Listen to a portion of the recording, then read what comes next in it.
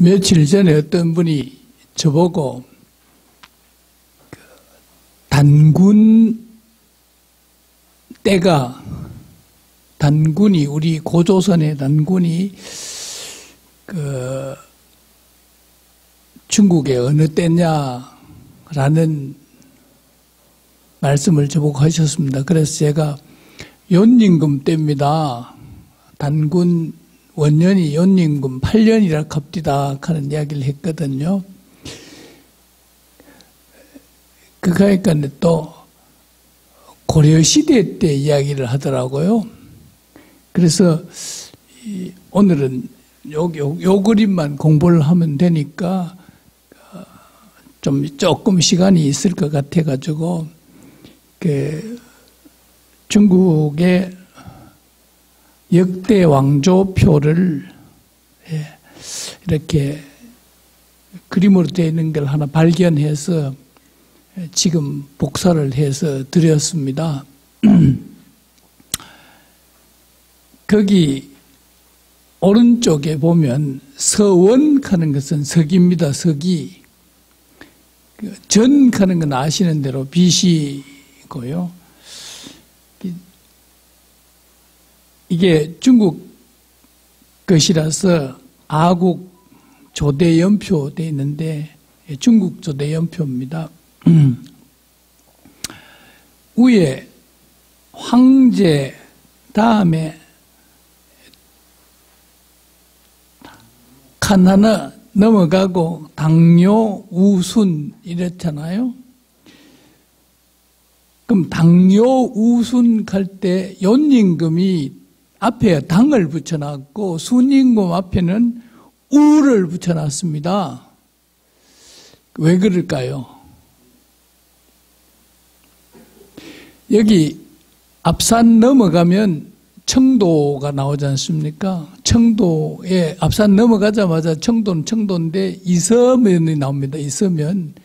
이서면이 아주 옛날에 이서국이 있었다 하는 이야기 들으셨죠? 저쪽에 의성의 비안면 쪽에 가면 조문국 그런 식으로 지금 면 정도 되는 크기의 나라가 있었단 말입니다. 국이란 말입니다. 이게 연임금이 청도군 이서면에 옛날에 이서국이 있었던 것처럼 또 의성에 조문국 했습니까? 거기는 금성이 의성입니까? 군입니까? 의성입니까? 예. 금성에 조문국 하는 나라가 있었던 것처럼 연임금이 처음 출발했던 작은 나라 이름이 당이란 말입니다. 당. 그래서 도당식 하기도 하고 도자기 할 때도 도당식 하기도 하고 순임금이 출발했던 작은 나라가 우입니다. 그래서 우순 이렇게 했습니다. 예. 문제는 이제 그 위에 황제, 그 다음에 두 번째, 세 번째는 건너뛰고, 예. 사마천의 사기에 보면 제일 먼저 오제본기가 나옵니다. 오제본기. 임금 제자를 썼습니다. 임금 제자. 그래서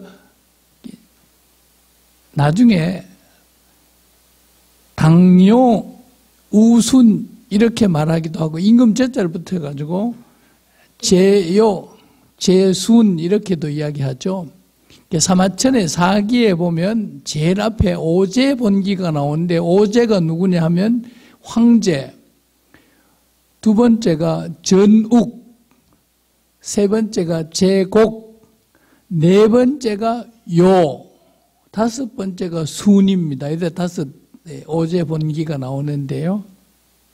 그 다음에 이제 하본기, 은본기 이래 나옵니다. 사마천 사기에서는. 황제 앞에 석삼자 임금 황자, 삼황오제 이렇게 얘기하지 않습니까? 삼황이 누구가 삼황이냐 하는 것은 책에 따라 다 다릅니다. 여러 가지 책들이 삼황에 대한 이야기가 다른데 삼황오제에서 나중에 그 221년 전 221년에 진시황이 통일을 하죠. 그리고 221년부터 202년까지 사실은 206년까지입니다만 진시황은 15년하고 진 전체는 202년까지인데요. 그 진시황이 삼황오제에 황하고 오제 제하고를 붙여서 시황제, 황하고 제를 붙여가지고 황제, 처음 시작하는 황제. 그래서 우리는 진시황 합니다만 진시황제죠. 그 황은 삼황에서 따왔고 제는 오제에서 가져왔습니다. 진시황이 비로소 삼황오제를 합해가지고 시황제다. 그러면 이제 삼황은 일반적으로 신화다 이렇게 생각하시면 됩니다. 신화. 예, 신화. 그 다음 황제부터는 역사. 역사 앞에 신화가 있습니다. 그러니까 우리도 이제 단군신화 하잖아요. 단군신화. 근데 단군신화는 사실 아니고 단군 위에가 신화죠. 예? 곰이 여자가 됐다. 이거 완전히 신화잖아요. 옛날에 국문과 어떤 교수님이 이제 MBC인가 가가지고 부녀들, 여자들, 50대, 60대 되는 여자들을 한 방 모아놓고, 여러분들 할매가 본래 곰이었는데, 마늘 먹고, 쑥 먹고, 여러분들이 지금 시집살이 하는 게 마늘 먹는 것이 아리하고 쑥 먹는 것이 씁쓸이한 거 아니냐고, 단군신화를 그런 식으로 해석해가지고, 이제 부인들한테 울리고 웃기고 하는 그런 국문과 교수가 있었습니다. 그러니까 그 곰 할매가 먹던 게 쑥이고 마늘이고 그죠? 여러분 시집살이가 쑥 먹는 것과 마늘 먹는 것이 아리한 거 아니냐 이런 식으로 이제 국문과 선생님이니까 그런 식으로 만들어 가지고 했습니다만은 이제 또 100일 동안 굴에 갇혀 가지고 이걸 또 어떤 사람들은 이제 그 동물 토템, 곰 후손, 곰 이야기, 신화의 곰 이야기가 나오니까요. 근데 잘 아시다시피 이제 그 백두산 쪽 말고 함경도 저쪽으로는 옛날에 예맥하는 나라가 있었잖아요. 예맥. 그래서 어떤 사람이 또 이컵다 예맥하는 게 너구리라고 곰 토템도 있었고 너구리 토템도 있었다. 그렇게 하면서 요새 라면 중에 너구리 라면 하는 게 뿌리를 거기에 두고 있다. 이렇게 하는 사람들도 있습니다. 예맥에 그게 맥이 너구리라고 그렇게 하는 분도 있는데 하여튼 삼황은 조금 신화고 이제 황제부터는 역사라 하는데 황제 전욱 제곡하는 게 사마천 사기 제일 앞에 나오니까요. 그 앞엔 신화하고 역사하고가 이제 칼로 두부 자르는 것처럼 딱 잘리는 게 아니고 이렇게 점점 작아지고 점점 커지고 겹쳐져 가지고 그 신화적인 색채는 점점 작아지고 역사적인 색채는 점점 많아지고 이래서 역사 단계로 넘어요. 그러니까 신화, 역사 이렇게 칼로 두부 자르는 것을 좀 딱딱 자를 수는 없고 그래서 단군 쪽은 제가 볼 때는 역사지, 단군 할아버지 쪽은 신화고 당군 신화하는 말도 좀 재해석을 해야 되지 싶어요. 그래서 삼황 이야기는 신화고 오제 이야기는 역사인데 진짜 역사는 여기도 없고, 서경에 보면 연임금, 순임금, 서경에 네 파트로 되어 있는데요. 하상주 이야기가 서경에 주로 나오고 위에다가 여순 이야기 조금 더 집어넣는 게 서경의 전체입니다. 그 다음에 하는 운임금, 상은 탕, 상 옆에다가 괄호해가지고 은을 써 넣으시면 좋겠습니다. 은. 많은 역사책에 3대 해가지고 하상죽 하는 분도 계시고 하은죽 하는 분도 계시는데, 시작할 때는 상입니다. 시작할 때는 상인데 중간에 은이라 하는 대로 수도를 옮겼습니다. 수도를 옮기고 난 다음에 나라 이름도 은이라 했습니다. 중간에, 딱 중간쯤요. 그래서 은으로 간 이후는 역사가 고고학적인 발굴도 있고 역사적인 증거도 있고, 저쪽 중국의 산동성에 안양하는 데가 있습니다. 편안한 자, 변양자, 안양하는 데 가면 이 안양이라 하는 데가 은나라 폐허입니다. 은나라 수도가 있던 데가 지금 동네 이름으로는 안양입니다. 산동성 안양인데, 산동성 제일 남쪽이 황하 남쪽이라고 하남성하고 붙었습니다. 하남성하고 산동성이 저 밑에 하남성 북쪽하고 산동성 남쪽이 붙었는데 황하가 지나가죠. 거기에서 조금 이제 황하에서 약간 우로 올라가면 안양하는 데가 있는데, 안양이 거기가 은허입니다. 은나라 이제 옛날 수도 터가 폐허로 남아 있는 데인데요. 여기서 이제 1800년대 후반에 서양 사람들이 와가지고 돌아다니다가 은허에서 어떤 사람이 밭을 갈다가 쟁기 끝에 뭐가 자꾸 받치거든요. 파보니까 소뼈따위가 나왔어요. 그걸 밭둑에다 모아놨는데 서양 사람이 지나가면서 보니까 뼈다구에 글씨가 섞여 있거든요. 그게 갑골문입니다. 은허의 갑골문. 지금은 뭐 다 무너지고 그냥 건물만 있습니다만은. 그래서 이제 삼황오제, 그 다음에 하상주, 주가 서주, 동주로 나누어지잖아요. 서주, 동주로 나누어지고 동주는 다시 춘추, 전국으로 나누어집니다. 그 연도가 참 잘 되어 있습니다. 1111년 주. 외울 때 1111년에다가 또 11년을 보태면 1122년이 되죠. 1122년에 주의 첫 번째 임금인 무왕이 우리가 잘 아는 은의 마지막 임금 주하고 전쟁을 벌여서 10년 동안 전쟁하고 이제 주왕조가 성립된 게 1111년이다. 그 다음 이제 770년에 동주로 넘어가죠. 춘추 시대로 넘어갑니다.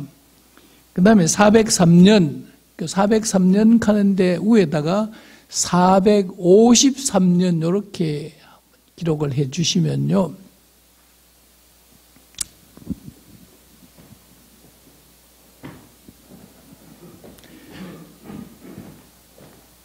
(453년에)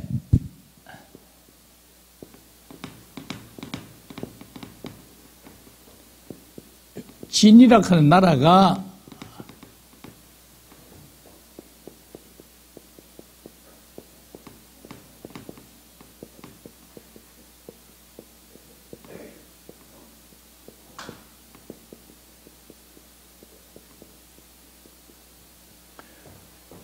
(453년에) 진에 한, 위, 조 세 사람이 나눠먹기를 했어요. 진을.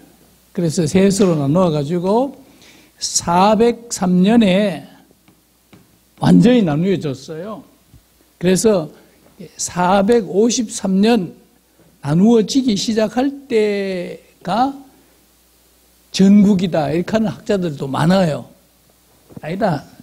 세계로 완전히 나누어진 뒤에부터 전국시대라 하자. 그래서 거기 제가 지금 프린트해 드린 데는 403년으로 되어 있지 않습니까? 453, 딱 50년 걸렸어요. 한위조로 나누어진 게. 뭐가 나누어졌나 하면 저 진나라가 나누어졌어요. 그래서 한위조를 다른 말로 삼진하기도 합니다. 삼진.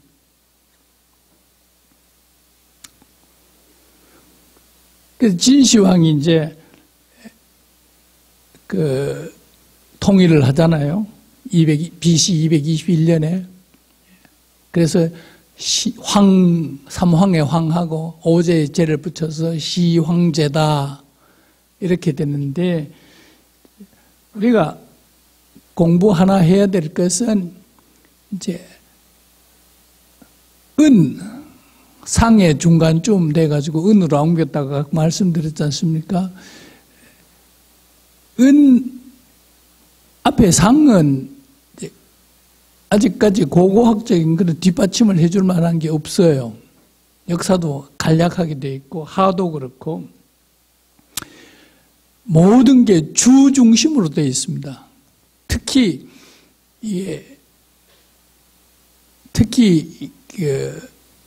우리가 공부하는 사서 삼경이 전부 주 중심으로 되어 있어요. 천추 전국시대 중심으로 경서들이 기록되어 있습니다. 그럼 여기서 이제 우리가 하나 짚고 넘어가야 할 것이 주의 정치제도가 봉건제도입니다. 정치제도가 봉건제도입니다. 그럼 봉건 하는 걸 중학교 때부터 들었는데, 봉건 하는 거를 뭐가 봉건이고 물어보면 잘 아는 분이 안 계세요.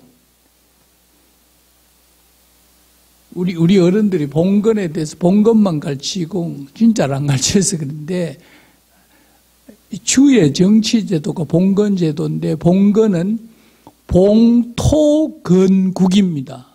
혹은 봉후건국.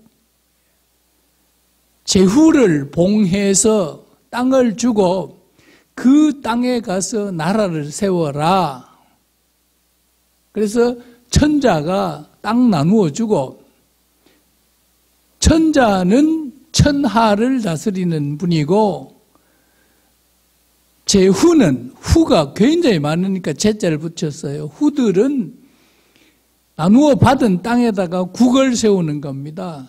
그래서 춘추 시대에 국이 제일 많았을 때 147개랍니다. 국이 그만큼 많았다고요.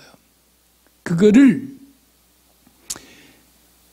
진시황이 통일하면서 완전 중앙집권제로 만들어버렸어요. 요거를 군현제라고 합니다. 군현제. 근데 봉건제가 진 들어서면서 군현제로 바뀌었고,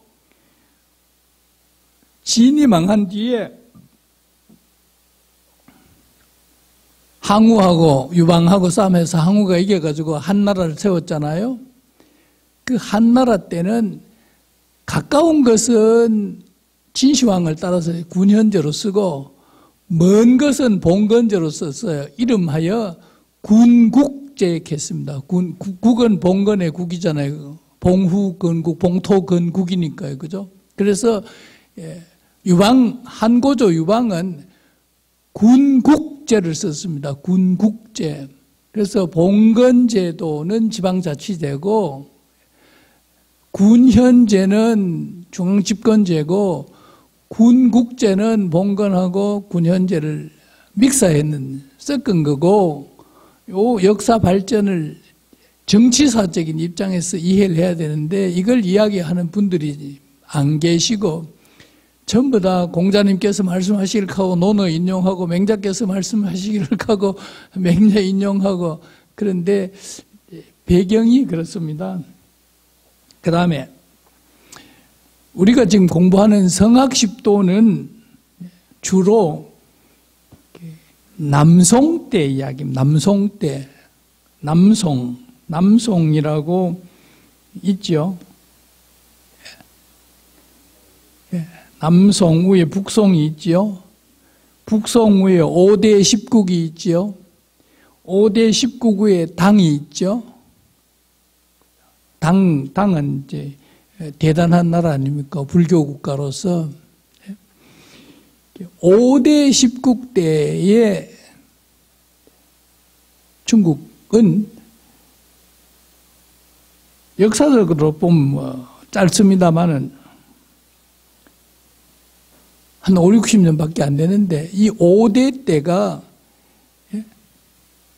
후주, 후연 뭐 이렇게 후자를 붙였는 나라인데요. 이때가 정말 부패해도 그렇게 불교가 부패할 수가 없은 때입니다. 당나라 때 찬란한 불교가 5대에 들어서면 완전히 껍데기만 남고 소갈개는 하나도 없어지는, 그래서 유교 부흥으로 일어난 나라가 북송입니다. 이 북송 시대 때에 유교학자들이 주렴계, 장횡거, 정명도, 정의천 형제 이분들 거를 남송의 주자가 집대성해서 주자학을 형성했고, 그 옆에 보면 요, 금, 원 이렇게 나와 있죠. 이게 북방민족입니다. 요 나라. 압록강 건너가면 만주죠. 만주에서 저쪽 중국으로 건너가려고 하면 또 큰 강이 있는데 그게 요하잖아요. 요하, 그죠? 그래서 요동반도, 요서반도 하잖아요. 요동반도가 만주 쪽이잖아요. 거기서 일어난 나라가 요입니다. 요. 거기서 일어난 나라가 금입니다. 금. 아마 금나라 역사를 열심히 공부하면 이 경주 김씨하고 연결될 수도 있을 거예요. 발해하고도 연결되고. 그 다음에 그림에서 안 나오는 것이 원 앞에 몽고, 시작은 몽고로 시작했습니다. 몽고, 징기스칸으로 시작했다가 징기스칸 아들 때인데 3대 손자 아들 낳았는데 징기스칸 다음 임금 때에 원으로 나라를 바꾸었어요. 이름을 바꾸었어요. 그러니까 원 공부를 하면 앞에 몽고가 나와요. 몽고 하다가 원으로 쓱 넘어가거든요. 근데 중요한 것은 원말에 원나라가 고려를 침입해가지고 왕자들을 전부 다 인질로 붙잡아 갔습니다. 인질로 붙잡아 갔을 때 고려 왕자들이 전부 다 원나라에 인질로 붙잡아 가서 갔는데 그 왕자들을 가르치던 선생들, 잠깐 연필 놓고 딴 길로 갔다 올게요. 여러분들이 사부님 하는 말씀 많이 들었죠? 사하고 부하고 구별됩니까? 큰 선생, 작은 선생. 큰 선생은 사고, 부는 유치원 선생님, 생활교육을 담당한 분들을 부락해요. 사는 이제 대학이나 책인 대학을 가르치는, 지국평천하를 가르치는 그런 선생님이 사고, 왕세자들 중에서 5살, 6살 될 때 생활교육을 가르치는 노선비들, 연세가 지긋하고 학문이 지긋하고 인격이 지긋한 그런 어른들이 5살, 6살짜리 왕자들을 가르치기 시작하는 그 어른들은 불악합니다. 예? 사람인 변에, 박사학할 때 박자는 열십변에 쓰고, 부는 인변에 쓰죠. 인변에. 부입니다. 그러니까 왜 이런 부를 이야기하느냐 하면, 고려의 왕자들이 인질로 붙잡혀가지고 원나라에 갔는데 그 왕자들을 가르치고 돌보고 교육하던 분들도 다 따라서 갔단 말입니다. 그 중에 유명한 분이 이재현 하는 분입니다. 이색의 아버지 이공 하는 분도 갔고 안향 하는 분도 갔고 가서 왕자들을 돌보는 일을 충실하게 했을 뿐만 아니라 그때 원나라에서 유행하던 학문을 배워왔습니다. 그럼 원나라의 관학이 뭐냐? 원나라의 국가 철학이 뭐냐 하면 주자학이었어요.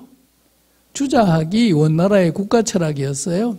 그래서 그분들이 한편으로는 고려 왕세자들의 사부, 합쳐서 사부합니다. 부 노릇을 하면서 한편으로는 그때의 원나라에서 유행하던 주자학, 원나라의 주자학을 공부를 해가지고 왔어요. 그분 중에 퇴계 선생님이 단양 군수하다가 퇴계 셋째 형님인가가 충청 감사로 오셨어요. 그러니까 조선시대 퇴계 시대에는 형제가 같은 행정 라인에 있으면 안 되거든요. 그래서 퇴계 선생님이 단양 군수하다가 보따리 싸들고 산 넘어오면 풍기잖아요. 그래서 풍기 군수를 했어요. 퇴계 선생님 풍기 군수하면서 원나라에서 주자학을 수입해온 안향을 모신 서원이 소수서원이잖아요. 아마 제가 생각할 때는 소수원 거기가 부석사에 소속된 절이었지 싶어요. 소수서원 갈 때마다 아마 여기가 부석사에 꼭 소수서원에서 부석사까지 젊을 때는 한 50km, 60km 밟아보면 10분 안으로 올라가잖아요. 그죠? 자동차로. 저는 소수서원 갈 때마다 여기가 부석사의 말사였지 싶다 하는 그런 느낌을 갈 때마다 받습니다. 아마 자세히 조사해보면 서원 되기 전에 절터였던 뭐가 나올 겁니다. 구조적으로 봐도 그렇고. 그래서 퇴계 선생님이 단양 군수하다가 형님이 충청 감사로 오니까 풍기 군수하면서 소수서원에서 왜 안향을 모셨느냐? 이유가 뭐고? 하니까 원나라에서 주자학을 수입해 오신 분 중에 선두주자에 속하는 분이 안향이고, 아까 이야기한 대로 이재현 같은 분이고, 그런 유학을 배운 분들이 유학의 이념에 따라서 새로운 나라를 만들자. 대표 주자가 삼봉 정도전이잖아요. 이런 분들이, 정도전 같은 분은 완전히 국가를 설계했는 분이잖아요. 새로운 국가를 설계하자. 그런데 정도전 같은 분은, 삼봉 선생 같은 분은 힘이 없으니까 군인 중에 제일 어리뻥한 군인, 그러면서 힘은 제일 신 이성계 꼬셔가지고 조선을 만들었다. 저는 그렇게 봅니다. 그래서 이제 조선조 초기에 이게 포은 정몽조 같은 분들도 그때 분위기에서 이제 유학 공부하셨고, 그죠? 포은하고 삼봉하고 나이가 거의 비슷할 거예요, 아마. 그래서 어떤 분들은 고려에 그냥 남아있고, 어떤 분들은 조선으로 넘어오고, 조선으로 넘어온 분들 중에 이제 길잭하는 분 있죠. 금오산에서 진치고 있다가 금오산 밑에 김종직이라는 분의 아버지, 김종직 선생의 아버지 이름이 김숙자입니다. 김숙자 선생이 길제 선생한테 배우고, 길제, 김숙자, 김종직 이렇게 넘어가다가 그 다음에 저 청도 이서면에 자개서원 아십니까? 청도 이서면의 자개서원, 그 조이제문을 써서 올린 김일손, 타경 선생, 청도 이서면에 가면 자개서원이라고 있는데, 제가 지금 왜 이렇게 중국 갔다가 고려 왔다가 조선 초 왔다가 하느냐 하면, 며칠 전에 어떤 분이 두 개를 저한테 물었어요. 단군이 도대체 중국의 어느 때냐 하길래 저는 잘 모릅니다만은 거기 연임금 앞에 BC 2233년으로 기록되어 있잖아요. 우리가 단기로 따지면 BC 2333년이거든요. 지금 서기 2020년 이제 몇 달 안 남으면 2021년 됩니다만 2333년을 하면 단기가 되지 않습니까? 요게 이제 연임금이 2233년이니까 단군하고 10년 차이 나잖아요. 그렇게 계산돼 보면 재밌네. 그렇죠? 요게 2233 단군은 2333이고 연임금은 2233이니까 딱 10년 차이 나니. 100년 차이. 100년 차이. 2233년, 2333, 100년 차이. 아마 또 바꾸어서 생각해 보면 단군 신화락하는 책이 삼국 유사에 나오잖아요. 삼국 사기에 안 나오고, 그죠? 일현 스님이 쓴 삼국 유사에 나오니까 이건 정사가 아니잖아요. 아마 일현 스님이 그때 원나라 시대 때 몽고에 침입을 받아가지고 애먹을 때 너가 연임금 있나? 우리 단군이 있다. 이렇게 그 삼국유사 제일 앞에 나와요. 그렇게 기록했지 싶은 그런 생각도 듭니다. 그 다음에 1912년 중화민국입니다. 그 밑에 1949년 중화인민공화국, 댁도니까 1949년 10월 1일 날 천안문에 올라가가지고, 천안문이 2층입니다. 2층에 올라가서 지금부터 중화인민공화국입니다. 그래서 49년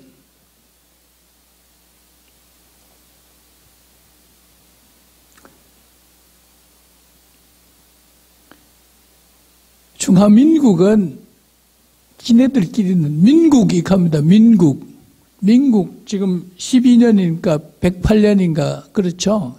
20년이니까 2020년이니까 100년, 민국 되고 100년이 넘었습니다. 민공화국은 49년까지 아직 멀었고요. 그죠? 1921년에 상해에서 중국 공산당 당대회를 했습니다. 1차 공산당 당대회를 1921년에 했습니다.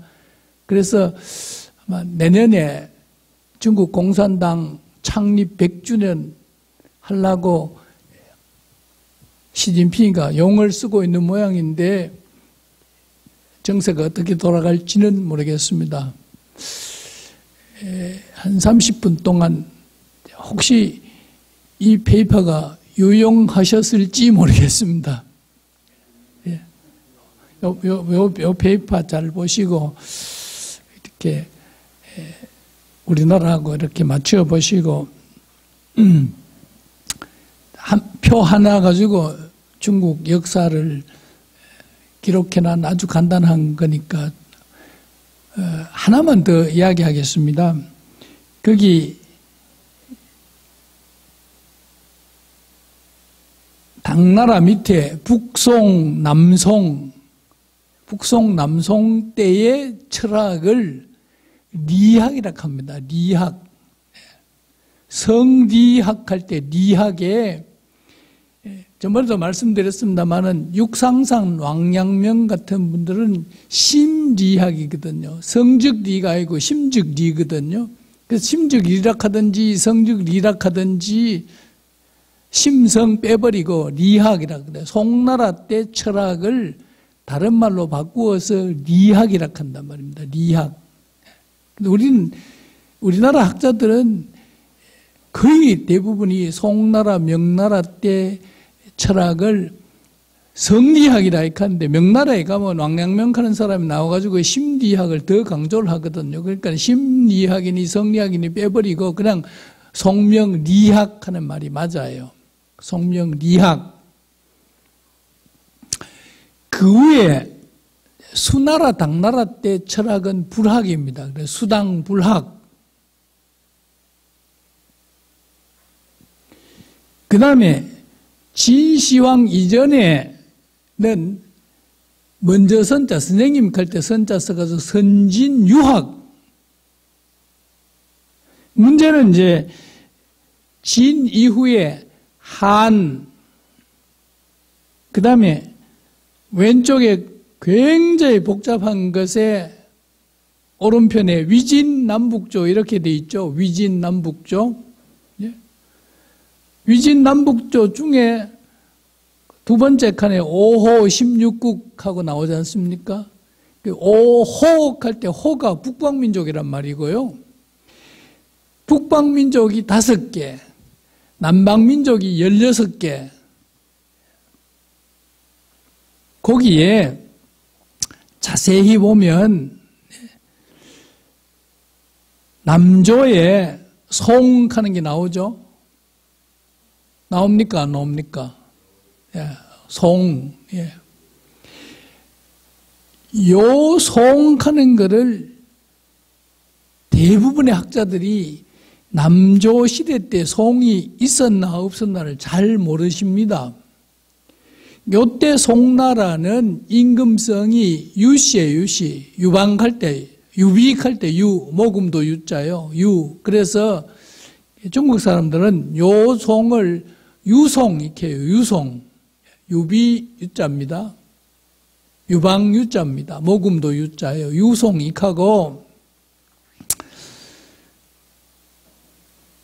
10세기 주자 때 송, 남송, 북송 합쳐서 요때는 임금성이 조씨라 해요. 조광조, 조광윤 이렇게 해가지고 조송 이렇게 해요. 조송. 그러면 지금 여기 나오는 것만 해도 송이 3개 아닙니까? 유송, 북송, 남송, 북송, 남송은 조시고. 그 다음에 또 하나 없는 거. 상 밑에 서주시대 때에 상나라가 상이 주에 의해서 멸망을 당했는데 멸망을 당하면 상나라에 속했던 사람 다 죽일 수는 없잖아요. 그렇죠? 상나라 후예들 중에 사람들을 주에서 너가 저쪽 땅 죽게 가서 이민해가 거가 살아라 하고 이름을 송이라 했어요. 송. 이도 송입니다. 송 그림이 없습니다. 송입니다. 송. 공자 선생님도 송나라 후예입니다. 그러니까 상나라 유민들이 세운 나라가 송나라예요. 송. 저 하나라 유민도 또 저쪽에 가서 살아라. 그래서 기라 했어요. 기. 논어에 나오잖아요. 하례를 배우려고 하는데 기에 가서 연구해보니까 없더라. 이거 공자 선생님의 고백이잖아요. 은나라 역사를 찾으려고 송에 가보니까 없더라. 적어도 송이라 하는 나라 이름을 갖고 있었던 게 역사적으로 4번 있었습니다. 송이 가면 대부분이 남송, 북송은 잘 알아요. 왜? 이게 성리학의 본거지거든요. 근데 제일 모르는 게 유송입니다. 이제 금방 말씀하신 유송, 남북조 시대 때 남조에 있었던 유송, 여기 짧아요. 그러면 위진 남북조 시대 때의 철학은 뭐라 하느냐?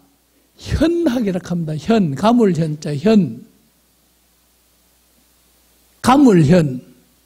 천지현황 할 때 현요.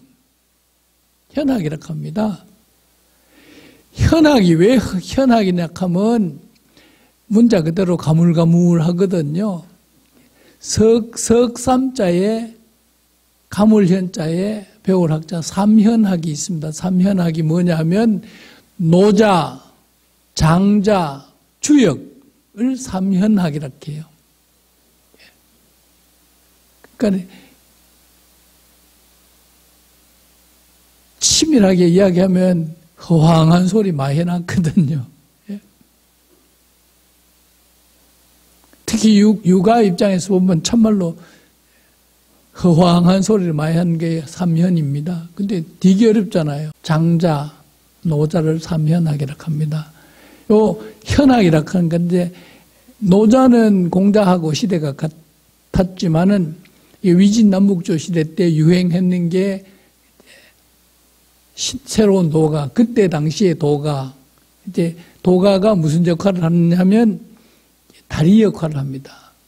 강을 건너는데 다리가 있으면 얼마나 쉽게 건넙니까?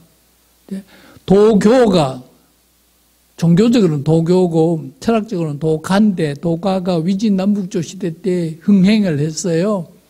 그걸 다리 삼아서 불교가 막 상륙을 해요. 그래가지고, 위진 남북조 끝날 무렵에 도교하고 불교하고 서로 주고받아요.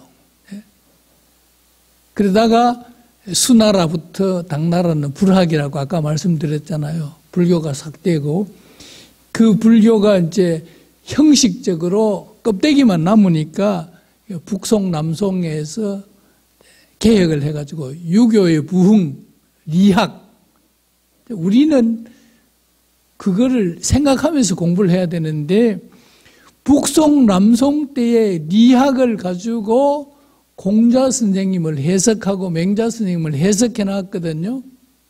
그러니까 우리 할아버지가 조선시대 퇴계 선생님이 그 앞에 원나라에 가서 유학을 배워온 안향, 이재현 이런 분들, 이색, 정몽주, 길재 이런 분들이 수입해 왔는 추자학이 진짜 유학이라고 퇴계 선생님 같은 분들은 100% 유학이라고 생각했겠지만 지금 우리는 추자의 안경을 쓰고 본 공자, 추자의 안경을 쓰고 본 맹자, 리학이라 하는 것으로 재해석된, 그러니까 진짜 공자의 생각인가 아니면 추자가 해석한 공자의 생각인가를 한 번 더 반성해야 된다고요.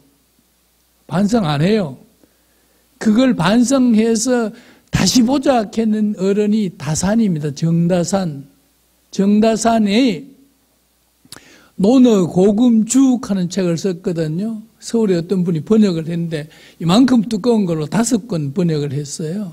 근데 정다산의 논어 고금죽 하는 책에 보면 금주가 주자주입니다. 고주가 옛날 주인데 조조 시대 때 조조 아들뻘 되는 분이 만드는 그 논어인데 그쪽 쪽을 훨씬 더 칭찬을 했고 또 중국에서 나오는 13경 속에는 고주가 들어있어요. 주자주 안 들어가 있어요. 그 13경에도 주자주가 안 들어가 있습니다. 논어에. 그건 제가 다음 시간에 이름 알아오겠습니다. 그래서 다산 선생님의 논어 고금주에 주자주를 크게 취급을 안 했어요. 근데 다산보다 몇백 년 앞인 퇴계나 율곡 이런 분들은 뭐 100% 주자주 아닙니까? 그 우리나라는 주자학이 거의 뭐 차지하고 있으니까 제가 어젠가 집에서 지금 우리가 성황십도 하고 있는데 나중에 기회 있으면 그 얼마 전에 한 심통 성정도 이런 거 가지고 한 10시간쯤 해야 되겠다 싶은 생각을 했습니다. 다시 바꿔 말씀드리면 정의천, 정명도가 형님이 정명도, 정의천, 추자. 우리가 지금 태계학 수박과 닳기로 하고 있는데 그게 전부 다 추자학이고 정의천 학문이더라고요. 그걸 하려면 뭐 한 개 가지고 10시간씩 해도 안 돼요. 정의천 학을 가지고 10시간이나 뭐 한 학기 하든지 하고, 정명도 가지고 한 학기 하고, 장횡거 가지고 한 학기 하고, 추자 가지고 2학기 하고, 그 다음에 퇴계성학십도를 하면 아이고 거의 뜬긴데, 아이고 거의 뜬긴데, 아이고 거의 뜬긴데. 다산 선생님이 1700년대 후반 1800년대 귀향에서 풀리나가지고 낙향하셔서 공부를 하셨는데 그 어른이 일본 책도 공부를 했어요. 16세기에 일본의 제가 지금 이름도 다 잊어버렸습니다만 일본 사람들 그 굉장히 중요한 논어책이 하나 있는데 다산 선생님 그거 공부 굉장히 열심히 했어요.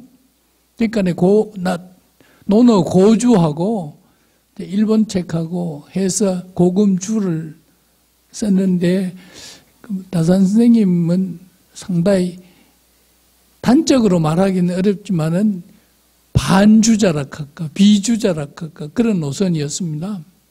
퇴계하고 좀 다르죠. 다산은 1700 몇 년생인데 1800년에 귀향에서 풀려나는 걸로 제가 기억합니다. 너무 딴 길로 많이 갔는데 이제 여기 앞에 그림 보시면서 책은 101페이지입니다. 101페이지.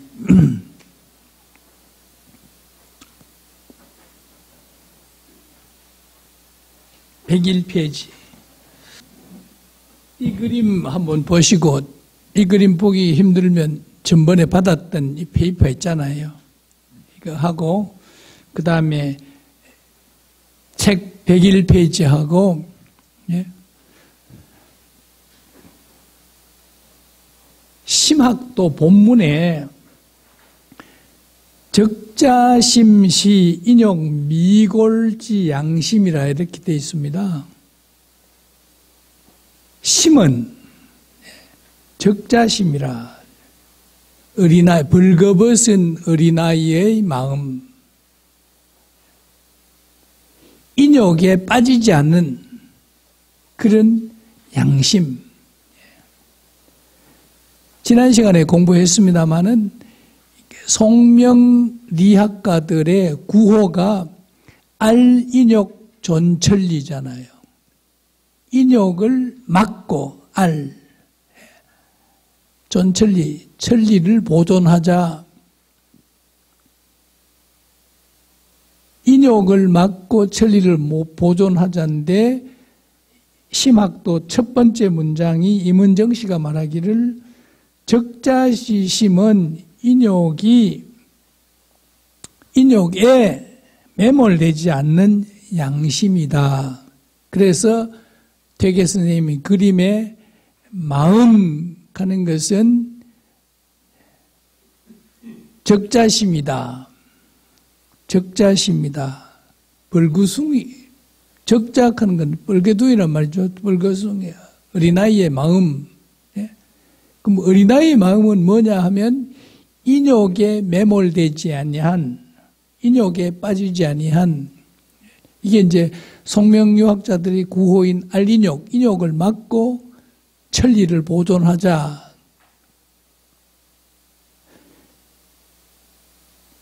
그것은 본문에 대인심시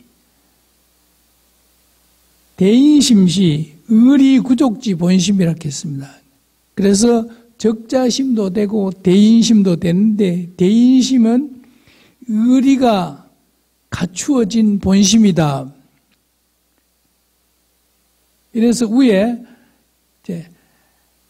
적자심은 인욕 미골지 양심이고, 그림을 잘 보시면 심은 적자심인데 이것은 인욕에 빠지지 않는 양심이고, 대인심은 의리를 갖추고 있는 본심이다. 그래서 양심, 본심, 대인심, 적자심 이렇게 퇴계 선생님이 그렸습니다. 그 다음에 심은 어떤 것이냐 하면 허령하다. 비어있으나 신령스럽다. 비어있다. 허령불매하는 말을 썼습니다. 비어있고 신령스럽고 어둡지 않다. 허령. 일신의 주제. 일신의 주제. 이 일신의 주제를 보는 동시에 밑에 경을 보면 일심의 주제라고 되어 있죠. 심은 일신의 주제고 경은 일심의 주제라.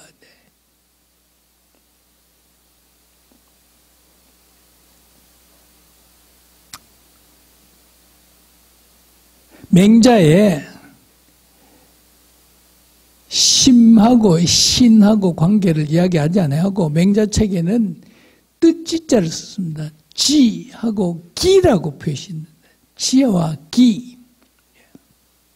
맹자에서는 지와 기 이렇게 나옵니다. 지가 뭐냐 하니까 일신의 주제다. 기는 몸에 꽉 찼는 거다. 체지충야라 하겠습니다. 맹자에는 그렇게 설명되어 있습니다.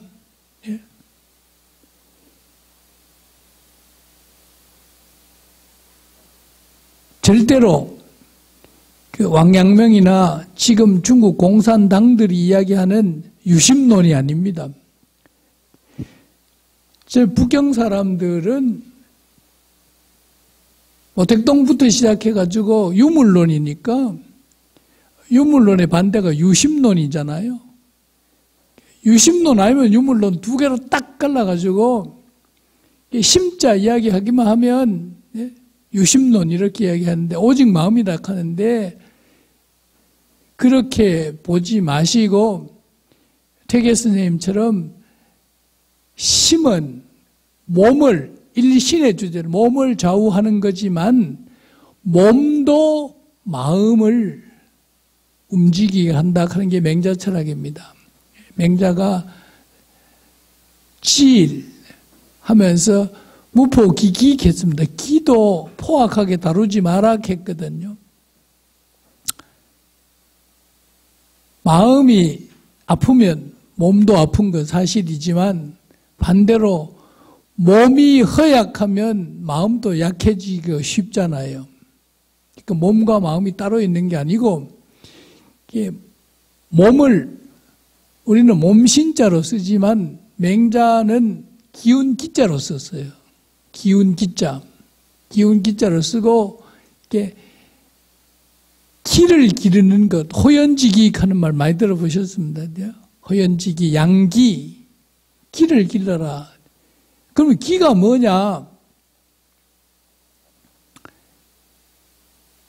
맹자 선생님이 말한 기 중에는 도덕 용기가 들어 있습니다. 용기를 낼 때 신체도 단단해야 용기가 나오잖아요.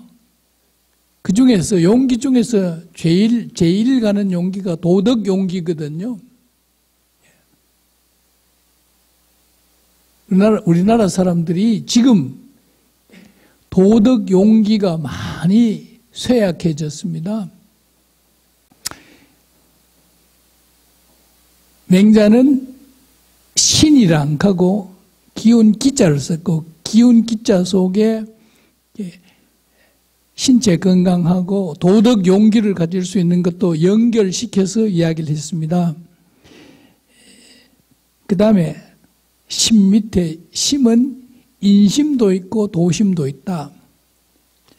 이건 중용의 전통이고 이거는 서경의 전통, 서전에도 서경에서도 인심, 도심 이야기가 나오고 중용에서도 인심, 도심 이야기가 나옵니다. 그럼 도심은 뭐냐? 미약한 거라 했습니다. 도심은. 인심은 위태롭다 했습니다. 중용의 이야기인데 인심은 유위하고 인심은 오직 위태하고 도심은 미미하다. 미소라 할 때 미자를 썼습니다. 왜 그러냐 하니까 우리가 어떤 일을 하려고 할 때 욕심하고 양심이 마음에서 부딪히죠. 근데 양심의 소리는 처음에는 큽니다. 그거 하면 안 된다. 근데 양심의 소리는 처음에는 큰데 갈수록 욕심의 소리에 밀려가지고 작아져요. 하면 안 돼! 했다가 하면 안 돼, 하면 안 돼, 하면 안 돼 해가지고 거꾸로 그거 좋지 못한 일인데 해라 하는 욕심에 밀리는 수가 참 많아요. 이거 안 밀리려고 하면 공부 열심히 해야 도를 열심히 닦아야 되거든요. 특히 젊은이 때 혈기가 왕성하면 인심에 밀리는 수가 많습니다. 그래서 심이 인심, 도심으로 나누었습니다. 중용에 있는 이야기입니다. 그 다음에 그 밑에 보십시오. 그 다음에 보면 유정, 유일 이렇게 되어 있습니다. 저는 공부하면서 정자 이거 참 번역하기 너무너무 어렵다. 서양말을 일본 사람들이 한 말로는 엑기스 해가지고 서양말로 에센스죠, 그죠? 되는데 우리나라 말로는 뭐라고 번역하고 그대로 쌀미변에 쓴 게 쌀이잖아요, 쌀, 그죠? 정미, 흰쌀. 그러면 경상도 말로 나락은 뭐라 합니까? 조익하죠. 쌀미변에 이렇게 또찾자 했는 조, 그죠? 옛날에 논을 소작인이 빌리면 논 빌린 값으로 벼를 주잖아요. 그게 도조인데 대구 오니까 사람들이 방 빌려주면서 도집방이 있거든. 도조가 맞는데 논 빌려가지고 그 논 빌린 값으로 벼를 내는 거죠. 벼. 그러니까 거칠다. 나락은 거칠잖아요. 요 정자는 세밀하다. 그런 정자인데 에센스란 말인데요. 오직 정밀하게 그리고 오직 한결같이 그 밑에 작은 글자 잘 안 보이시죠? 택선고집입니다. 택선고집. 유정유일하고 택선고집이 같이 갑니다. 중용에 있는 말인데 선을 택해서 고집 굳게 잡아라. 고집하는 게 고집불통은 고집이 아니고 굳게 잡아라입니다. 굳게 잡아라. 놓치지 말고 꽉 잡아라. 뭐를? 선을 택해가지고 제일 좋은 걸 택해가지고 그걸 딱 잡아라. 놓치지 마라. 많은 사람들이 택선 고집 안 하고 자꾸 차선책은 뭔고 차선책은 뭔고 가장 좋은 거는 안 찾으려고 하고 그 다음에 좋은 건 뭔고 그렇게 생각하는 수가 많습니다. 유정유일 밑에 작은 글자로 택선고집입니다. 택선고집. 선을 택해서 굳게 잡아라. 견고하게 잡아라. 집. 택선고집. 택선고집하는 말은 중용에 있는 말입니다.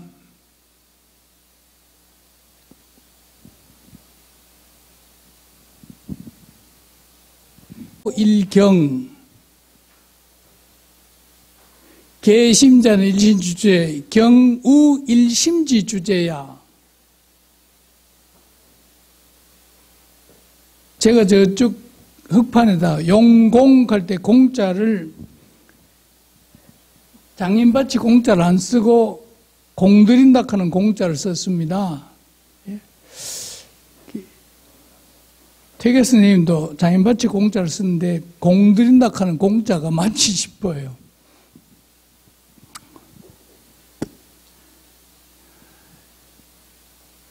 용공지요. 공부의 요체는 경에서 떠나지 아니함과 함께한다. 구하는 건 함께의 구자입니다. 함께의 구. 인변에 쓴 것은 함께의 구자입니다. 공부의 요체는 경에서 떠나지 아니함과 함께한다. 좀 번역이 안 좋습니다만은, 그래서 이 팔도가 심학도인데 심만 나오는 게 아니고 왜 경이 나오느냐? 우리가 한반대로 퇴계철학의 핵심은 경이다 이렇게 말하지만은 왜 갑자기 심학도라 해놓고 경이 나오느냐? 아까 읽었던 대로 용공지요는 열심히 공부하는 공부의 요체, 핵심은 경에서 떠나지 아니한다. 경하는 것은 실천이죠. 실천, 그죠?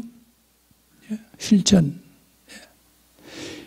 우리는 공부한다 할 때에, 학문한다 할 때에 끊임없이 개념 게임을 합니다. 실천 안 한다고요. 바꿔 말씀드리면 요즘 학교에서 하는 게 효는 무엇이냐 요거 시험 칩니다. 그러면 학생들이 연필 가지고 효라는 것은 어버이를 잘 섬기는 것입니다. 맞아. 가가 효자가 됩니까? 마음 가는 것을 마음 공부를 하려고 하면 그 요점은 경에서 떠나지 아니한다. 이게 퇴계 선생님의 생각입니다. 쉽게 말하면 실천 안 하고 말만 하는 것은 헛일이다. 마음 가는 것도 실천을 해야 되는 기다. 마음 공부는 뭘로 실천하느냐? 경공부다. 경건. 경에서 떠날 수가 없다. 캐놓고는 경에 대해서 얼마나 많이 써놨습니까? 첫째, 신독입니다. 신독. 오른편에 신독이죠.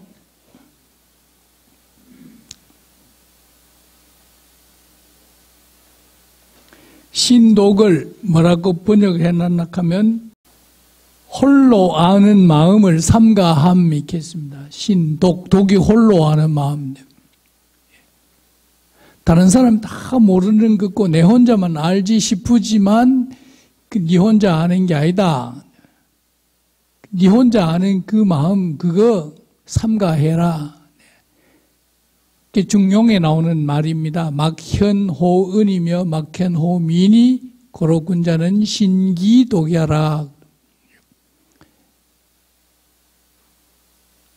감추은 것이 나타나지 않을 것이 없고 미미하다고 생각하는 것이 드러나지 않을 것이 없으니 혼자 아는 것, 미미하다고 생각하는 것, 막혀있다고 생각하는 것, 그것도 조심해라, 삼가라. 신독입니다. 이쪽에는 개구입니다. 구. 경계하고 두려워해라. 두려워할 구자입니다. 두려워할 구. 신독, 개구. 신독 옆에 극복이죠. 극복, 극기복례. 안연히 인을 물으니 공자 대답하시기를 극기복례. 자기를 극복하고 예를 회복하는 것이 인지본야다. 인의 근본이다. 자기 극복, 자기를 이기고 예를 회복시키는 것. 예하는 것은 내가 지켜가야 할 것이지만 예는 전번에 계속 이야기했지만은 구별입니다. 구별. 예가 뭐고 하면 별이다 이렇게 대답합니다. 구별. 어른과 아이를 구별하는 게 장유유서잖아요. 그죠? 남자하고 여자하고 구별하는 것이 부부 유별이잖아요. 예? 아버지하고 자식 사이에는 친애함이 있어야 된다.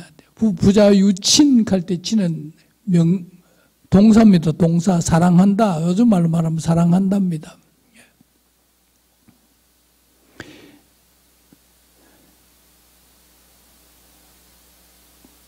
극기, 자기를 극복하고 예를 회복해라. 그게 인이다 캔데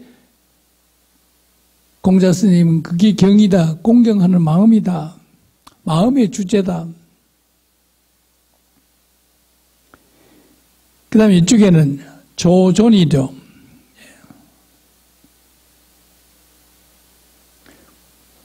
조종하고 보존해라.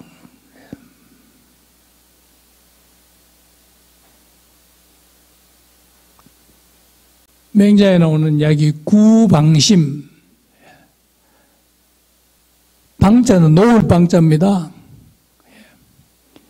풀어놓는 게 해방이잖아요. 풀해, 놓을 방, 풀어놓는 거. 소나 말을 묶어놓지 않아하고 풀어놓고 미기는 거를 방목하지 않습니까? 구방심하는 말은 전번에도 말씀드렸습니다만은 맹자에 나오는 말인데 맹자가 무슨 이야기를 했나 하면 개견방즉 지구지로 때 신방즉 부지구하니 예제라 했습니다. 달과 개가 밖에 나가면 마당에 있던 닭이 문 밖으로 나가면 논이나 밭에 가서 곡식을 쪼아먹으니 그냥 빨리 불러들어야죠. 또 개가 문 밖으로 뛰어나가면 논밭을 휘젓고 다니니까 빨리 불러들여야죠. 네 마음이 막 돌아다니는데 와 찾아올 줄 모르노. 네 마음, 네 돌아다니는 네 마음을 찾아온나 하는 게 구방심입니다. 불교에서는 마음을 들고 있지 말고 탁나라 해가지고 방학했습니다. 마음 심자를 안 쓰고 그냥 방학했습니다. 서양 철학에도 마음을 들고 있지 말고 탁 놔봐라 한번 그런 말이 있다고 서양 철학하는 사람들이 갑니다. 독일 말 뭐 게라센하이트인가 뭐 그 갑니다. 마음을 찾아봐라. 맹자에 있는 말. 그다음에 양심, 마음을 길러라. 이것도 맹자에 있는 말이에요. 존심, 양성, 마음을 보존하고 본성을 길러라. 그리고 하늘을 섬겨라. 사천. 그 다음에 진심, 마음을 다하고 본성을 다하고 하늘을 진심, 지성, 지천. 마음을 다하면 본성을 알게 되고 본성을 알면 하늘을 안다. 존심, 양성, 사천. 마음을 보존하고 본성을 기르면 그게 하늘을 섬기는 일이다.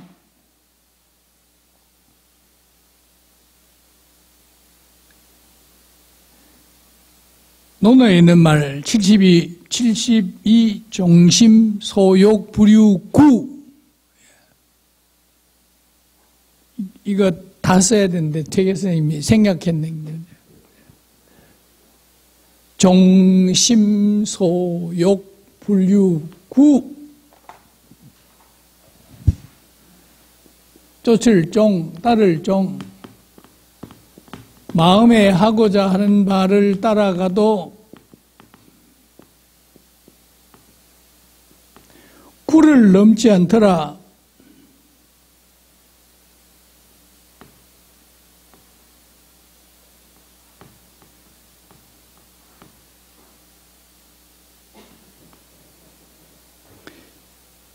분류구 이게 중요한데 왜 안 썼는지 모르겠어요. 구. 이거 구하는 거 사전에 찾으면 곱자구 이렇게 되어 있습니다. 곱자구. 곱자가 뭐냐 하면 목수가 공문에 차고 다니는 기역자 자입니다.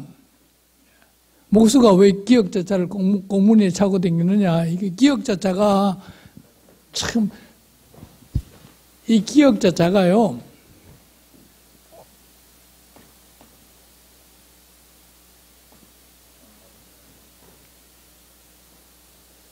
이 자를 들고 자를 이렇게 대면 안에 걸로 맞춰 볼 수 있잖아요. 여다가 되면 밖에 걸 볼 수 있잖아요. 이것도 직각이고 이것도 직각인데 둘 다 써먹습니다. 저기 구입니다. 구. 전번 시간에도 말씀드렸습니다만은 q 이거는 q죠. 이거는 서양말로 컴파스입니다. 여기 연필 끼워가지고 동그라미 그리는 거 있잖아요. q. 저거 옥편에 찾으면 그림쇠 q 이렇게 되어 있습니다. 그림쇠 q.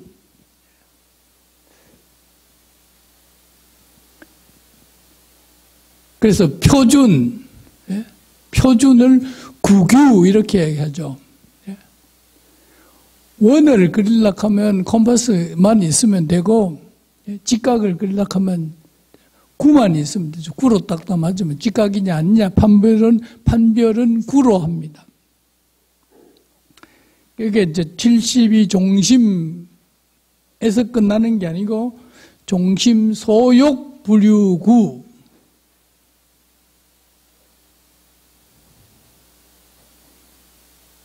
성인입니다. 성인. 마음이 하고자 하는 바대로 따라가도 규범을 넘지 않는다. 규범 안에서.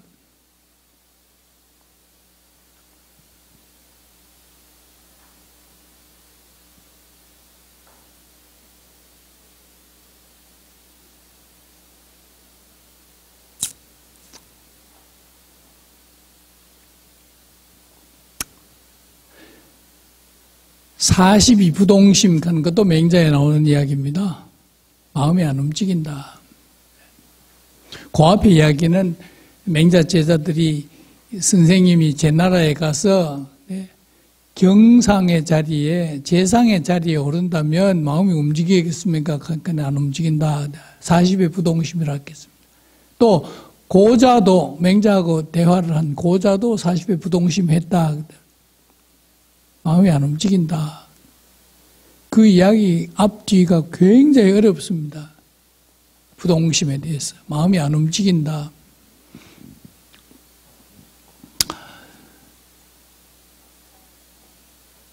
맹자의 다른 이야기 잠깐 하고 오늘 마치려고 합니다.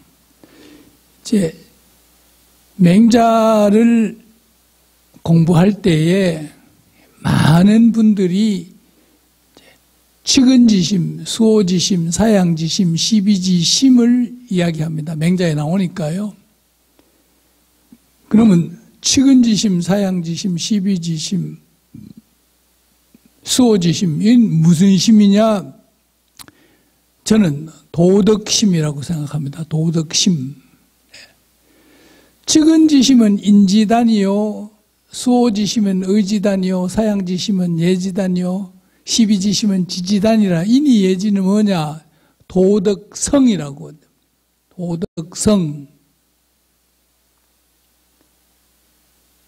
그런데 퇴계 철학에 오면 이 인의 예지가 도덕성인 동시에 도덕심으로도 해석이 됩니다. 그래서 요거를 퇴계 철학에서 사학하죠. 사단 칠정할 때 사는 도덕심 혹은 도덕정감. 도덕정감이라고 하는 말은 서양 철학자 칸트의 말인데요.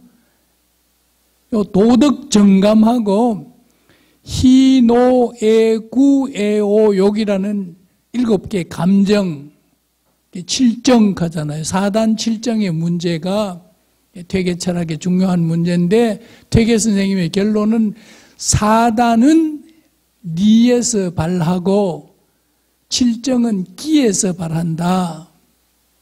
이렇게 말씀하시니까 이제 전라도의 기고봉 선생이 리가 어째 발합니까? 리발이라, 사단은 리지발이라 했더니, 아, 그래. 그럼 리지발이라. 리에서 발한다. 리로부터 발한다. 그렇게 약간씩 고쳤지만은 근본적으로는 리발입니다. 리발설. 이 리발설을 지킨 분이 가람 이현일 하는 분. 가람 이현일, 영양 두들 말입니까? 거기 한번 가보십시오. 좋습니다. 이문열 씨 고향이 영양 두들 말, 가람 이현일 선생 고향이고요.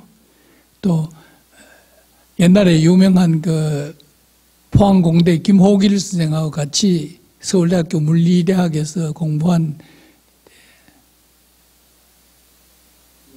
이용태종, 이용태 선생도 그 가람 선생 마을에, 그 이용태 선생은 삼복 컴퓨터 회장 했잖아요. 이용태 선생 처갓집이 퇴계집입니다. 저쪽에 안동에 그 학봉 종손도 퇴계집으로 장가를 갔고, 그래서 이용태 선생하고 학봉 종손 김종길인가 그분하고 동서간이고, 회사에 가면 회장님, 부회장님이고요.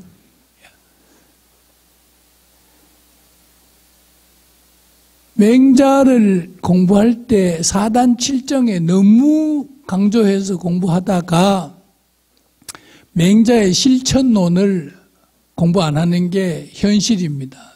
맹자의 실천론의 1단계가 확충하는 겁니다. 확충, 확이충지, 확대, 넓힌다 하면 충 채워라, 넓히고 채워라. 뭐를? 측은지심, 수호지심, 사양지심, 시비지심을 넓히라. 인의예지를 넓혀라.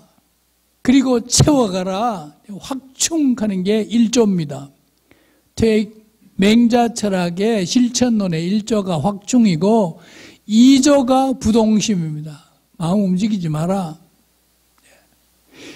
그 확충하고 부동심 사이에 지언하는 게 있습니다. 말을 알아듣는 거 굉장히 어려워요. 맹자에 읽어보면 무슨 말을 하면 어떤 결론이 나온다 하는지 말 아는 거 지언이 굉장히 어렵습니다. 논어의 마지막에도 지언, 부지언이면 부지인이라 하는 말이 나오는데 지언이 굉장히 어렵게 맹자에서 설명이 되어 있습니다.